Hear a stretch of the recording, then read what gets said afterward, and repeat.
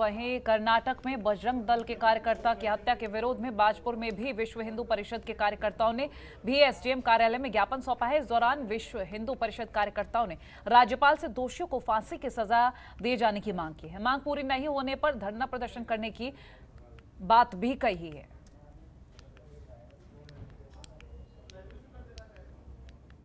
संगठन की ओर से ज्ञापन कम चेतावनी ज्यादा है। कर्नाटक में शिवमोगा क्षेत्र में बजरंग दल के 26 वर्षीय कार्यकर्ता हर्षा की निर्मम हत्या कर दी गई और हत्या का कारण ये बताया जा रहा है कि उसने अपनी फेसबुक पर ऐसा प्रसारित किया कि हिजाब के विषय को लेकर उसने असहमति व्यक्त की। इस देश के भीतर अपने विषय को सोशल मीडिया के धरातल पर रखने की स्वतंत्रता है। यदि आपत्ति होती है तो सोशल क्राइम के अंतर्गत उस पर मुकदमा भी दर्ज होता है, पुलिस और संविधान के अंतर्गत कार्रवाई होती। लेकिन ये एक जिहादी मानसिकता के व्यक्तियों ने उसको घेर कर अकेला पाकर उसकी चाकू से घोंप कर निर्मम हत्या की है। बजरंग दल के कार्यकर्ता की ऐसी हत्या से पूरे देश भर के कार्यकर्ताओं में आक्रोश है। हम बता देना चाहते हैं ऐसे जिहादियों को कि बजरंग दल का कोई भी कार्यकर्ता, कोई भी दुर्गा वाहिनी की हमारी माता बहनें, कोई भी विष्णु का कार्यकर्ता आपके इस तरह की हरकतों से डरने वाला नहीं है। इस तरह की हरकतों से बजरंग दल डरने वाला नहीं है। बजरंग दल का उदय ही संघर्ष से हुआ और संघर्ष के लिए हुआ। महामहिम राज्यपाल जी को ज्ञापन भेजकर आज ऐसे दुराचारियों के पीछे जो ताकत है, जो देश का विघटन चाहते हैं, ऐसे लोगों की पर्दाफाश हो, जहां इन सभी को फांसी की सजा दी जाए तत्काल, अन्यथा बजरंग दल बहुत बड़े स्तर पर संपूर्ण देश भर में आंदोलन के लिए बाध्य होगा। कि यही मांग है जो हमारे बजरंग दल का कल एक 26 साल का बेटा जो मार दिया गया है, हम चाहते हैं कि उन लोगों को फांसी हो जिन्होंने मतलब बच्चे को मारा है। प्रदेश में जहां एक और कांग्रेस सत्ता पर काबिज होने का दावा कर रही है, तो वहीं दूसरी ओर बीजेपी पर हार के डर से ईवीएम में गड़बड़ी का करवा सकती है, ये आरोप भी लगवा रही है। और इसी को लेकर जहां एक चुनाव आयोग की टीम और पुलिसकर्मी ईवीएम की सुरक्षा में तैनात है, अब उनके साथ कांग्रेस कार्यकर्ता भी ईवीएम की निगरानी करने लगे हैं। आपको बता दें कि कांग्रेस कार्यकर्ता स्ट्रांग रूम के बाहर पहरेदारी दे रहे हैं और 10 मार्च तक ये पहरेदारी करने का दावा किया गया है।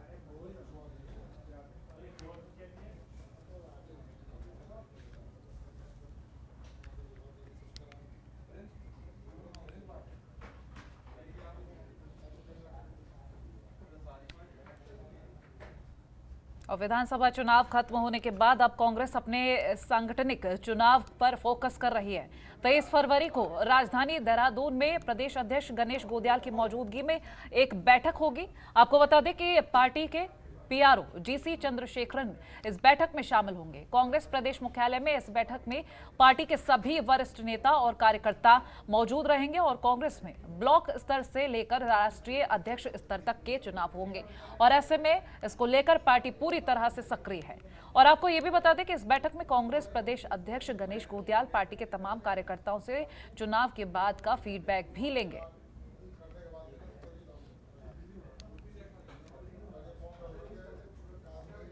अखिल भारतीय कांग्रेस कमेटी द्वारा संगठनात्मक चुनाव का कार्यक्रम घोषित किया गया है और ब्लॉक लेवल से लेकर राष्ट्रीय स्तर अध्यक्ष जी के स्तर तक संगठनात्मक चुनाव होने हैं। उस सिलसिले में कल उत्तराखंड कांग्रेस कमेटी की बैठक है, जिसमें हमारे पीआरओ महोदय जीसी चंद्रशेखरन साहब उपस्थित रहेंगे और संगठन के चुनाव की समीक्षा भी करेंगी और सदस्यता अभियान हमारा किस स्तर तक पहुंचा है उसकी भी समीक्षा कर।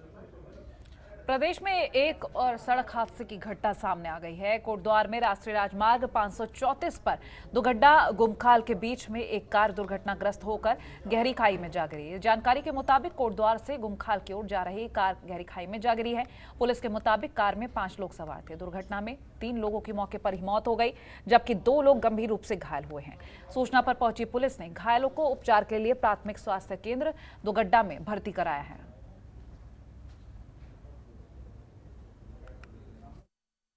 देखिए, अभी जो हमको अभी तक मेरी जो संज्ञान में आया है वो ये आया है कि कुल 5 लोग ऐसा हुआ है जिसमें कि 3 लोगों की मौत हुई है और 2 लोग जख्मी हैं। दोनों जख्मी अस्पताल में आ चुके हैं। इमरजेंसी में उनका प्राथमिक उपचार किया जा रहा है और जो स्पेशलिस्ट सर्जन्स हैं, सर्जन है, ऑर्थोपेडिक सर्जन है, सबको बुला लिया गया है, टीम को बुला लिया गया है, उनका मैनेजमेंट किया जा रहा है। जो 3 लोगों की डेथ हुई है जिसके बारे में कहा जा रहा है उसको अभी हम तहकीकात कर रहे हैं कौन लोग हैं, तब हम उनकी पीआई भेजेंगे, क्योंकि ऐसा हो सकता है कि डायरेक्ट बॉडी तो सीधे पीएम हाउस ले गए हो, तो जब तक उनके बारे में पूर्ण जानकारी नहीं मिल जाती तब तक अभी हम आपको इस विषय में पूरी जानकारी नहीं दे पाएंगे कि कौन कौन लोग मरे हैं।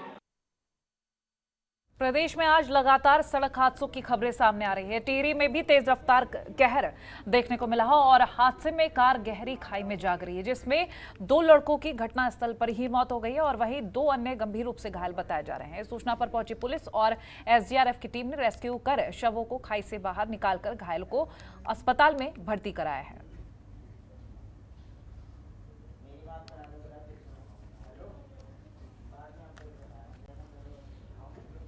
उत्तराखंड में मौसम का एक बार फिर से बदला हुआ रुख देखने को मिलेगा। मौसम विभाग के अनुसार प्रदेश में आज 22 फरवरी से मौसम फिर से करवट ले सकता है। अब ऐसे में कहीं कहीं बारिश और बर्फबारी के आसार हैं।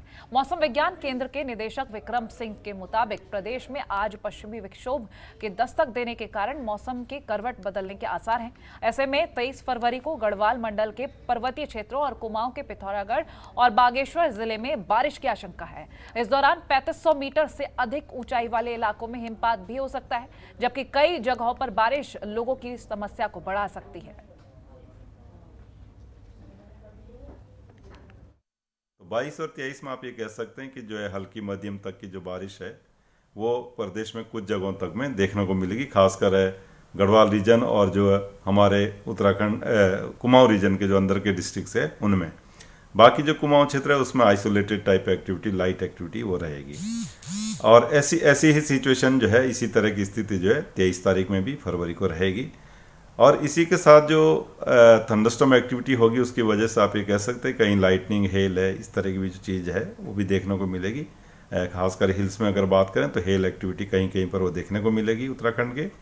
और प्लेन्स की अगर मैं बात करूँ तो यहाँ पे जो तेज़ हवाएं भी हैं थोड़ी, आप कह सकते हैं 30 से 40 किलोमीटर प्रति घंटा तक के रफ्तार वाली, वो भी कहीं कहीं पर प्लेन्स में हमारे जो डिस्ट्रिक्ट है, खासकर हरिद्वार है और देहरादून डिस्ट्रिक्ट है का जो प्लेन्स वाला एरियाज है, तो इनमें संभावना तेज हवाओं की भी थोड़ी बहुत वो रहेगी।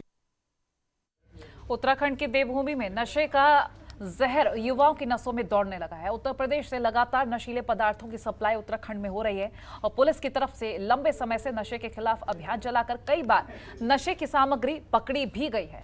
और इसी कड़ी में काशीपुर में पुलिस को बड़ी कामयाबी मिली। युवा पीढ़ी की नसों में जहरीले इंजेक्शन का डोज भरने वाले कारोबारियों पर शिकंजा कसने के लिए चलाए जा रहे इस अभियान के तहत काशीपुर की ITI थाना क्षेत्र की पुलिस ने नशे के इंजेक्शन का कारोबार करने वाले 2 युवकों को चेकिंग के दौरान नशीले इंजेक्शन की खेप के साथ गिरफ्तार कर जेल भेजा है। और युवकों की मदद से इस कारोबार से जुड़े अन्य लोगों तक भी पुलिस जल्द पहुंचकर पूरे नेटवर्क का पर्दाफाश करने की कोशिश में जुटी है।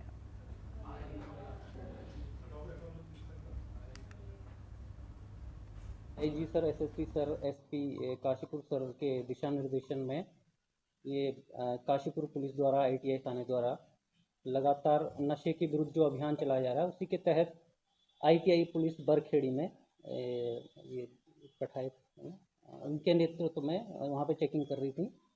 तो 2 बाइक सवारों को जब रोका तो उनकी चेकिंग की गई तो उनके थैले में 141 नशीले इंजेक्शन बरामद हुए। तो इनको हमने गिरफ्तार करके इनके विरुद्ध NDPS एक्ट के तहत हमने मुकदमा दर्ज कर दिया है। अब इस पर इन्वेस्टिगेशन चल रही है। प्रदेश में मसूरी में छावनी क्षेत्र में लंढौर जंक्शन पर बनाने का काम शुरू किया जा रहा है और साथ ही यहां पर पार्किंग के निर्माण को लेकर भी अधिकारियों को निरीक्षण दिया गया है। आपको बता दें, लंढौर छावनी को देश का पहला इलेक्ट्रिक व्हीकल्स हिल स्टेशन बनाने के लिए काम किया जा रहा है। साथ ही मल्टी लेवल पार्किंग भी बनाई जाएगी। छावनी परिषद की CEO अभिषेक राठौर ने बताया कि लंढौर छावनी क्षेत्र पर्यटन के क्षेत्र में निरंतर आगे बढ़ रहा है और एक नया डेस्टिनेशन बन गया है। छावनी परिषद ने इसको बहुत गंभीरता से लिया है और हम लोग एक बहुत अच्छे प्लान पे काम कर रहे हैं। वो प्लान ये है कि हम प्रयास ये कर रहे हैं, छावनी परिषद द्वारा ये प्रयास किया जा रहा है कि लंढौर कैंट को हिंदुस्तान का पहला electric vehicle only hill station बनाने का हमारा प्रयास है। बहुत सारी इलेक्ट्रिक व्हीकल कंपनीज़ को प्रेजेंटेशन के लिए भी बुलाया गया था कि किस तरीके से इस स्लोप पे, इस टर्निंग रेडियस पे कैसे ये एक ट्रांसपोर्टेशन सिस्टम डेवलप किया जा सकता है। उसके लिए लगभग 2 कंपनीज़ ने हमें प्रेजेंटेशन दिया है और इसके टेंडर पे भी विचार किया जा रहा है। दूसरा, हम लोग प्रयास ये कर रहे हैं कि यहाँ पे मल्टी लेवल कार पार्किंग भी हम बनाएं। कुछ लैंड को चिन्हित किया गया है और पेयजल निगम को डीपीआर बनाने के लिए रिक्वेस्ट किया गया। उनकी पूरी टीम एक बार विजिट कर चुकी है। लगभग 100 गाड़ियों की पार्किंग का एक प्रपोजल लगभग फाइनल है, जिसको आज उनकी टीम आ रही है और आज मुझे भी विजिट करना है और हो सकता है कि बहुत जल्द ये प्रपोजल हम लोग फाइनलाइज करके और इसकी फंडिंग के लिए भारत सरकार को भेजें। खबरों के निष्पक्ष विश्लेषण के लिए सब्सक्राइब करें Jantantra TV and press the bell icon. Never miss any update.